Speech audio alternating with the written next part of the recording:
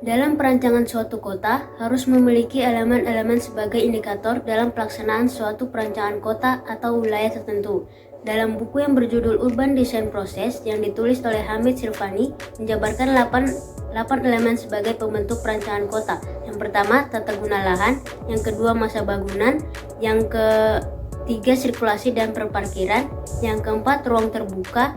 Yang kelima, jalur pejalan kaki. Yang keenam, aktivitas pendukung. Yang ketujuh, penanda. Yang kedelapan, preservasi dan konservasi. Dan di video kali ini saya akan menjabarkan satu persatu mengenai 8 elemen tersebut. Pertama, tata guna lahan atau land use. Tata guna lahan didefinisikan berupa rancangan dari 2 dimensi yang telah di-coupling atau dibuat dan hanya untuk pemanfaatan tertentu. Pembangunan 3 dimensi berupa gedung-gedung atau taman dan lain-lain akan dilakukan pembangunan mengikuti dana yang telah ditentukan pada tata guna lahan. Contoh, kawasan yang diperuntukkan sebagai kawasan industri, maka akan dibangun pergudangan, pertokoan, parkir, dan jalan dengan lebar tertentu. Pengaturan sirkulasi pergerakan seperti jalan dan lahan parkir tentunya akan sangat berkaitan erat dengan aktivitas dari suatu tempat yang berbanding lurus dengan pusatnya pembangunan di wilayah tersebut. Oleh karena itu, peran tata guna lahan menjadi sangat penting sehingga sirkulasi pergerakan manusia dan barang menjadi sangat efektif dan efisien serta pembangunan berkembang dengan baik. Yang kedua, yaitu bentuk dan masa bangunan atau building form and massing. Bentuk dan masa bangunan ditentukan oleh tinggi dan besarnya bangunan, KDB, KLB, sempadan, skala, material, warna, dan sebagainya.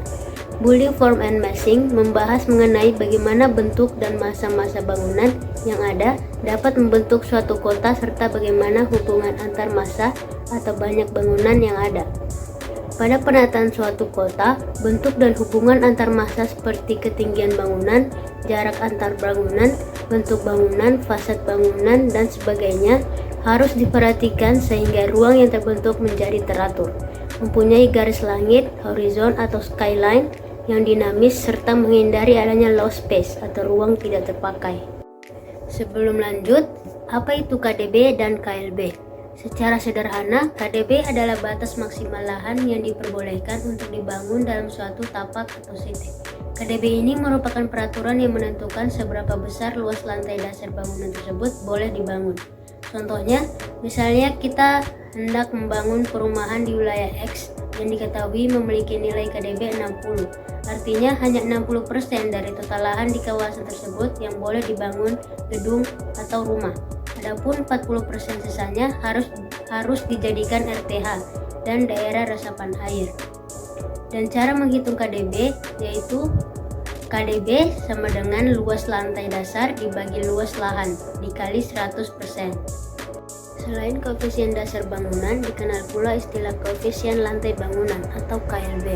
Banyak orang menganggap KDB dan KLB adalah hal yang sama, padahal keduanya itu berbeda. Seperti telah disebutkan, KDB mengatur persentase antara luas bangunan dengan luas tanah yang tersedia, sementara KLB mengatur persentase antara seluruh lantai bangunan dengan luas tanah yang tersedia.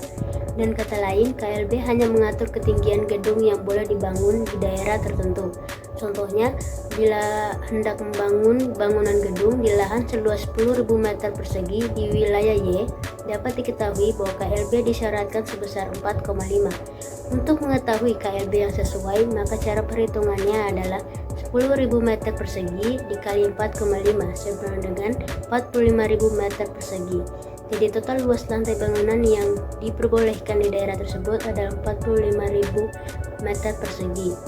Yang ketiga yaitu sirkulasi dan parkir. Masalah sirkulasi kota merupakan persoalan yang membutuhkan pemikiran mendasar antara prasarana jalan yang tersedia, bentuk struktur kota, fasilitas pelayanan umum, dan jumlah kendaraan bermotor yang semakin meningkat. Diperlukan suatu manajemen transportasi yang menyeluruh terkait dengan aspek tersebut. Selain kebutuhan ruang untuk bergerak, moda transport juga membutuhkan tempat untuk berhenti atau tempat parkir.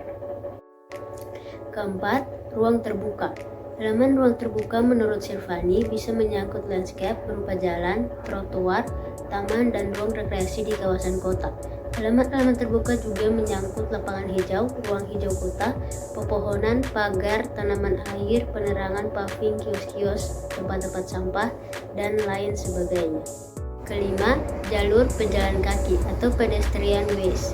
Menurut Silvani, ketersediaan elemen jalur pejalan kaki seperti bangku, pencahayaan, dan taman-taman menambah nilai unsur keindahan sehingga terlihat perbedaan sirkulasi bagi pejalan kaki dan sirkulasi kendaraan. Keenam, kegiatan pendukung atau activity support meliputi seluruh penggunaan dan aktivitas yang membantu memperkuat ruang-ruang umum kota, karena aktivitas dan fisik ruang selalu saling melengkapi satu sama lain. Yang ketujuh, papan penanda. Menurut Silvani, penanda yang dimaksud adalah petunjuk arah jalan, rambu lalu lintas, media iklan, dan berbagai bentuk penanda lain. Keberadaan penanda akan sangat mempengaruhi visualisasi kota jika jumlah cukup dan memiliki karakter yang berbeda. Kedelapan, preservasi dan konservasi. Preservasi meliputi menjaga dan melestarikan bangunan kuno dari kerusakan, pembongkaran, dan perubahan apapun. Dalam preservasi, tidak boleh mengganti elemen aslinya dengan yang lainnya. Dalam konservasi, konsep tentang konservasi kota memperhatikan aspek seperti bangunan-bangunan tunggal, struktur, dan gaya arsitektur, hal yang berkaitan dengan kegunaan, umur bangunan, atau kelayakan bangunan.